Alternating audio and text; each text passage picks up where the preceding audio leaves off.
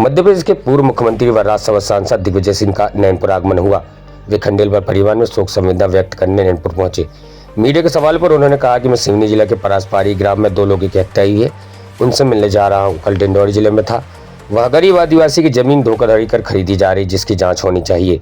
उन्होंने कहा कि फर्जी तरीके से कटनी जिले से आकर ऐसे आदिवासियों की जमीन खरीद रहे हैं जिनके पास पैसे नहीं है, वह करोड़ों की जमीन कैसे खरीद रहे हैं। दरअसल पूरा मामला जनजाति से जुड़ा हुआ है।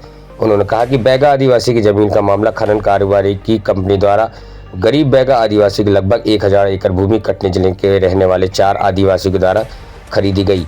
करोड़ों की जमीन खरीदने वाले 4 लोगों के नाम गरीबी भत्ता में सरकार से मुफ्त अनाज ले रहे हैं।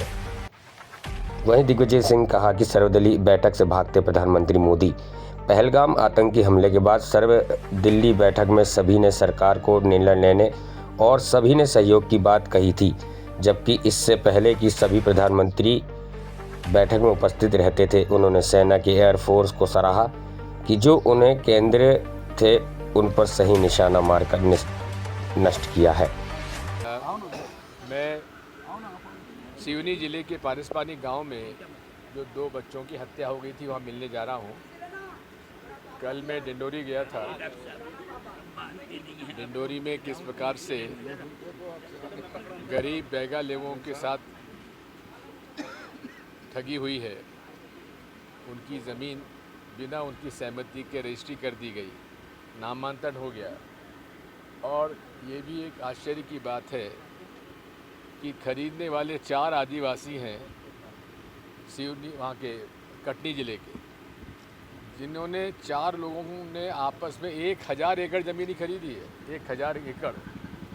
अब बताइए वो ज़मीन का पैसा कहाँ से आया और काहे के लिए। एक दूसरा,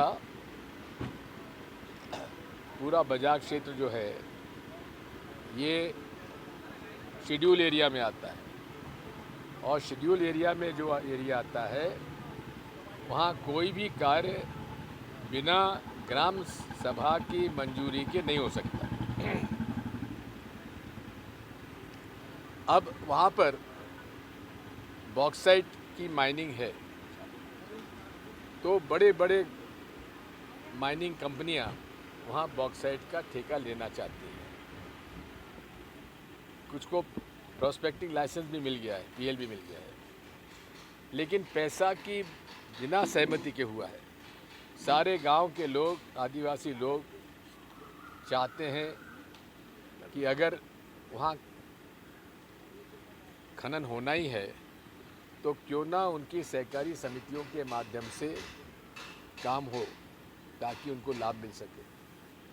बैगा सबसे गरीब आदिवासियों में से आते हैं, जिन्हें विशेष तौर पर सुविधा दी हुई है केंद्र सरकार द्वारा।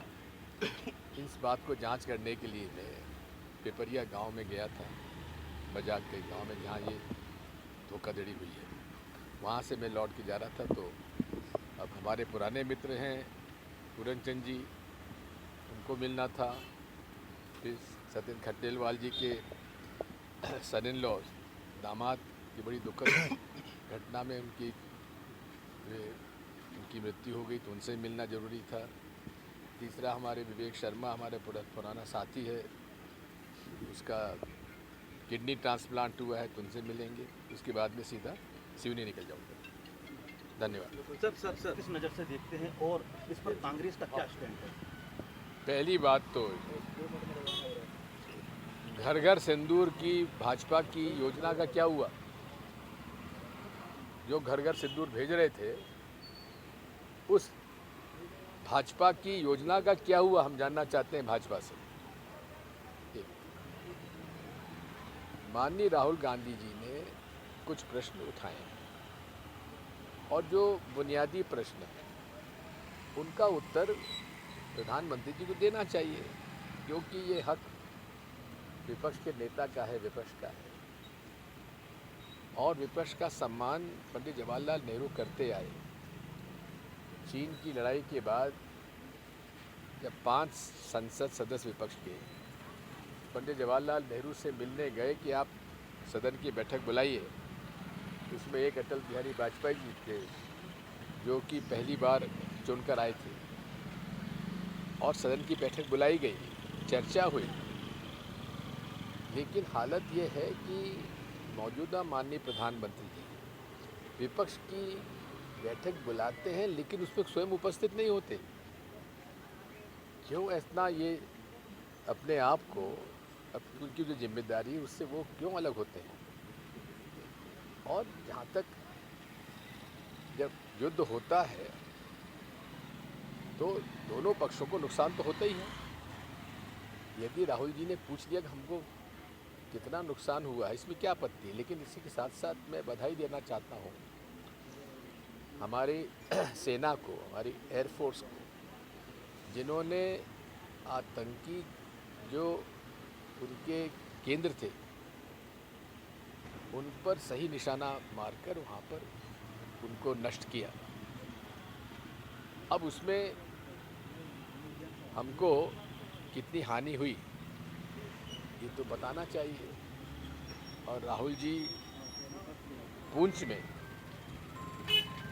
जो भारत में हमारा बॉर्डर पे इलाका है, वहाँ काफ़ी लोगों के घरों में नुकसान हुआ है, कुछ लोग शहीद भी हुए हैं। उन लोगों से मिलने गए, लेकिन माननीय प्रधानमंत्री जी एक बार भी नहीं गए। जाना चाहिए। जयशंकर विदेश मंत्री